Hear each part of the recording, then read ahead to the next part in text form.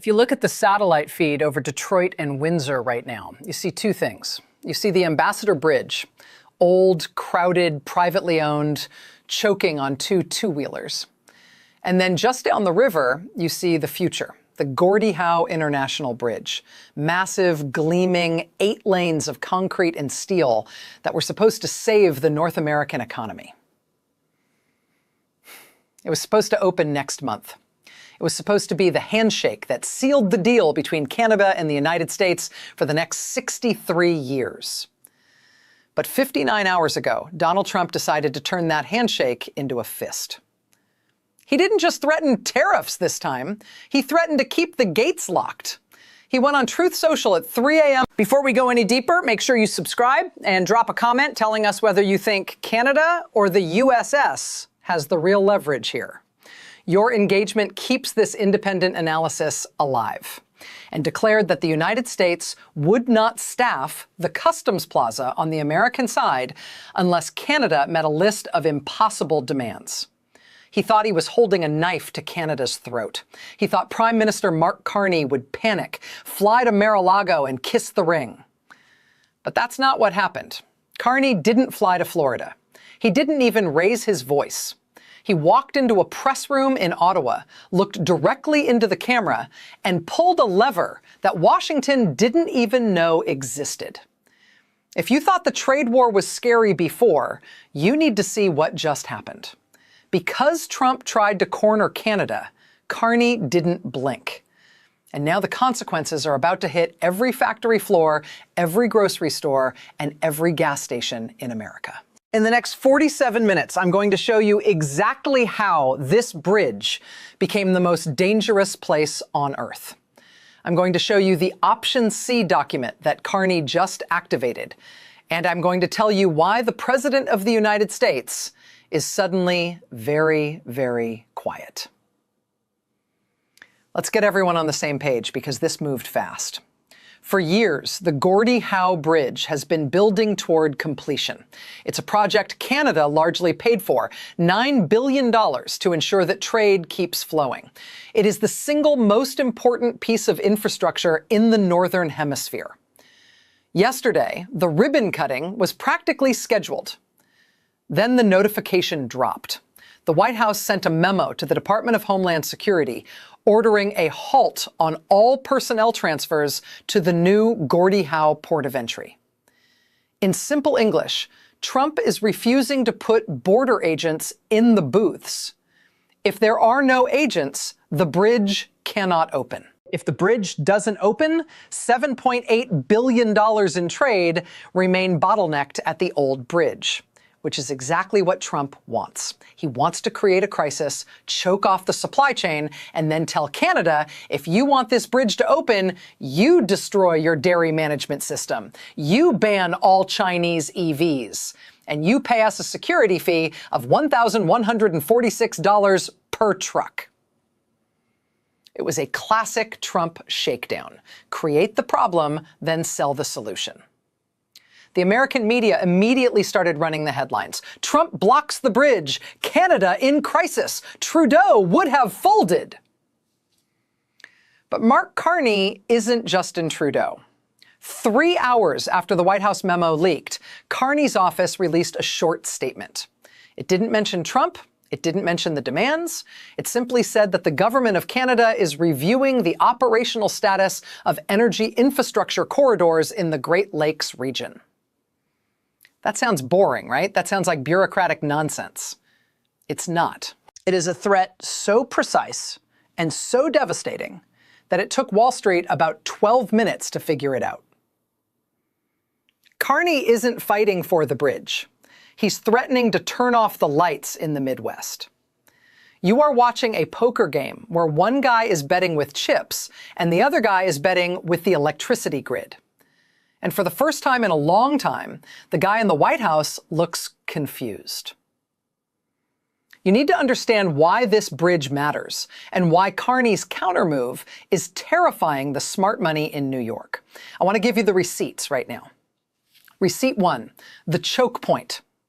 Look at the numbers. The Windsor-Detroit corridor handles roughly 28% of all trade between the U.S. and Canada. We are talking about $438 to $982 million crossing that river every single day. But it's not just stuff, it's how the stuff is made. An average car part, a fuel injector, a seat frame, a transmission gear crosses that border up to 6 times before the car is finished. 6 times. If you block that flow, or if you slow it down by even 4 hours, the assembly lines in Michigan, Ohio, and Kentucky don't just slow down, they stop. When Trump threatens to keep the new bridge closed, he is keeping that system under stress. He is betting that Canada needs to sell those parts more than America needs to buy them. Receipt 2, the energy map.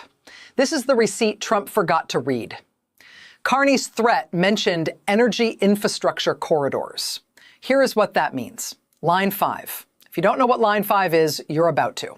It's a massive pipeline that carries crude oil and natural gas liquids from Western Canada through Wisconsin and Michigan to refineries in Ontario and, crucially, back into Michigan and Ohio. It supplies 58% of Michigan's statewide propane needs. It supplies the jet fuel for Detroit Metro Airport. It supplies the refineries in Toledo that make gas for the Midwest. For years, the governor of Michigan has tried to shut it down for environmental reasons. Canada has fought to keep it open using a 1977 treaty. Carney's subtle threat yesterday. He's hinting that maybe Canada doesn't need to fight for Line 5 anymore. If Canada decides to restrict the flow of oil into that pipeline on their side of the border, citing market review or supply management, Michigan runs out of propane in 9 weeks. Toledo refineries run dry. Gas prices in the swing. States that Trump needs, they don't just go up, they quadruple. Receipt 3, the market reaction. You want to know who believes Carney? Look at the bond markets. The moment the news hit that Carney was reviewing energy corridors, the Canadian dollar didn't crash. It actually ticked up 0.9%. Why? Because traders know that Canada holds the commodities. Meanwhile, futures for Midwest heating oil spiked 7% in 11 minutes. That is the market telling you that they know Trump is bluffing and they know Carney has the actual barrel of oil. Receipt 4. The union silence. Here is the dog that didn't bark. Usually when Trump announces a protectionist move, the Teamsters and the UAW are the first ones cheering, "Protect American jobs! Close the border!" Go check their Twitter feeds right now. Silence. Why? Because the UAW knows that the Gordie Bridge isn't a Canadian project. It's a survival project for Detroit automakers. They know that if that bridge stays closed, Ford and GM lose $6.2 billion to competitors in Mexico and the South. They are back-channeling the White House right now, screaming at Trump to cut a deal. And Carney knows it. So why is Trump doing this? And why is it spiraling out of his control so fast? We have to look at the psychology of the bully. Trump operates on a very simple algorithm. Maximize pressure, wait for the victim to break, accept a concession, declare victory. He did it to Mexico with the migrant caravans, he did it to NATO with defense spending, and he tried to do it to Canada with the aluminum tariffs back in his first term. But the world has changed since 2016, and Canada has changed. Trump is losing control because he is using a 20th century weapon against a 21st century economy. He thinks the border is a gate he can lock. But the border isn't a gate anymore. It's a server. It's a pipeline. It's a just-in-time delivery algorithm. When he threatens to block the bridge, he thinks he's blocking Canadian lumber and Canadian steel. He thinks he's punishing foreigners. But because of 30 years of integration, he's punishing his own voters. If he blocks the bridge, the factory in Grand Rapids shuts down. The truck driver in Toledo loses his route. The construction site in Pennsylvania runs out of materials. He is punching himself in the face and waiting for Canada to say, ouch. And the reason he is panicking, and you can see it in the frantic tweets, the all-caps rants about ungrateful neighbors, is that he realizes his leverage is fake. He can't actually afford a trade war with Canada. Not right now. Not with inflation where it is. Not with the midterms coming up. He needs cheap energy. Canada has it. He needs aluminum for his defense contracts. Canada has it. He needs uranium for his nuclear expansion. Canada has it. Canada's not China. We don't sell you cheap plastic junk you can buy from Vietnam. Instead, we sell you the stuff your civilization is built on: energy, food, minerals. Trump is used to dealing with countries that need his consumer market. He is not used to dealing with a country that owns his supply chain. And he is definitely not used to dealing with a leader like Mark Carney. Let's talk about the man on the other side of the table. Mark Carney, former governor of the Bank of Canada, former governor of the Bank of England, the man who managed the G7 financial crisis. This is not a drama teacher. This is not a career politician who speaks in sound bites. Carney is a central banker. He thinks in terms of risk premiums, leverage ratios, and systemic shocks. When Trudeau fought Trump, he tried to charm him. He tried to appeal to shared history. He gave him photos of his dad. Carney treats Trump like a distressed asset. Notice what Carney didn't do. He didn't call Trump names.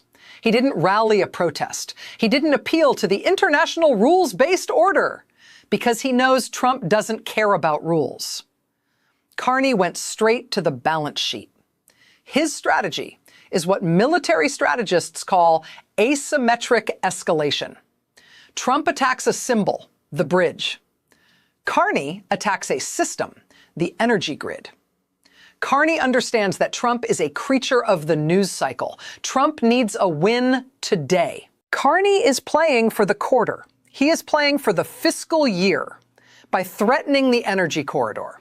Carney is targeting the donors who fund the Republican Party, the co-industries, the refiners, the logistics giants. He is making them pick up the phone and call the White House. He is outsourcing the pressure. He is making Trump's own allies do the work for him. And there's something else: sovereignty. For years, Canadian leaders have been terrified of being called anti-American. They walk on eggshells. Carney seems to have decided that the best way to be pro-Canadian is to stop caring about what the US president thinks.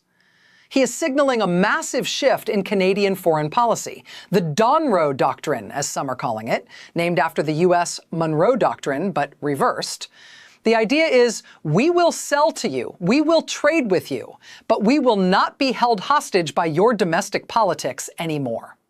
If you close the door, we open a window to Europe. If you block the bridge, we turn off the valve. It is cold, it is calculated, and it is the first time in history that a Canadian Prime Minister has looked at an American president and said, go ahead, make my day. So what does this mean for you? Maybe you're watching this in Ohio, maybe you're in Alberta, maybe you're in California. This isn't just a political squabble. This is the end of the unguarded frontier. For 100 years, we lived with a myth, the myth that the US and Canada were basically the same country with different flags, that the border was just a formality. That myth died this week. If this bridge dispute continues, we are looking at a permanent thickening of the border. It means prices for cars go up and stay up. Prices for gas in the Midwest become volatile. Food prices, especially in winter, skyrocket on both sides. But the bigger implication is geopolitical. If the United States cannot open a bridge with its closest ally, how can it lead the world? How can Washington tell Europe to trust them? How can they tell Taiwan they have their back if they can't even staff a customs booth in Detroit because the president wants to score a political point? The Pax Americana is officially over. You are watching the US retreat from being a global leader into being a regional bully. And the tragedy is the bully is losing. Mark Carney is showing the rest of the world the blueprint for how to handle a post-American America. You don't negotiate, you insulate, you build leverage, and you wait for them to fold. There was a moment yesterday that sums this whole thing up. Reporters caught Carney leaving Parliament Hill. A journalist from Fox News shouted a question at him. He asked, "Mr. Prime Minister, are you worried that President Trump will slap a 33% tariff on the bridge tolls?" Carney stopped. He didn't smile. He just adjusted his cufflink, looked at the reporter and said, "The bridge is built. The concrete is dry. We're opening it. Whether the Americans decide to show up for work is entirely up to them." And then he got in his car. That is the energy. We are moving forward. You can join us or you can stay behind. So where do we go from here? The clock is ticking. The bridge is physically ready. Scenario A. The quiet fold Wall Street calls the White House. The auto lobby calls the White House. They scream at Trump that he is about to cause a recession in Michigan 3 months before the primaries. Trump declares victory. He claims Canada agreed to some secret demand. Maybe they promised to buy a few more American apples or something irrelevant. He tweets, "Great deal with Canada." And the border agents are quietly sent to the booths. The bridge opens. Carney says nothing. He lets Trump have the fake win, but keeps the real victory. Scenario B. The escalation, the dangerous path. Trump's ego takes over. He feels humiliated by Carney's silence. He doubles down. He issues an executive order designating the bridge a national security threat. He deploys the National Guard to physically block the U.S. exit ramps. If this happens, Carney executes option C. The energy flows restrict. The Canadian ambassador is recalled for consultations. The Canadian dollar dips, but the U.S. Midwest economy goes into cardiac arrest. We are in a full-blown trade war that makes the 1930s look like a picnic. Scenario C, the pivot. This is the wild card. Carney uses this crisis to announce a massive new trade deal with the EU or China, signaling that Canada is permanently diversifying away from the US.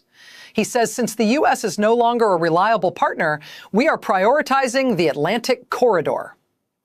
This would be a generational shift. It would mean Canada is effectively filing for divorce. Right now, looking at the silence from the White House, I think we're heading for scenario A. But with Trump, you never know when he's going to flip the table just to hear the glass shatter. This is history happening in real time. We used to think the Canada-US relationship was like gravity. It just existed. It couldn't be broken.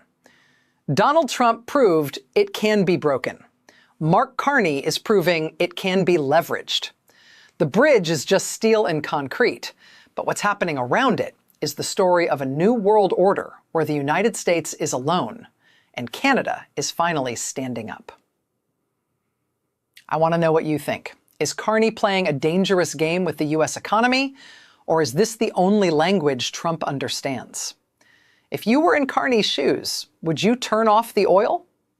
Let me know in the comments, and make sure you subscribe and hit the bell, because if that bridge opens, or if it stays closed, you're going to need to know what happens to your wallet the next morning.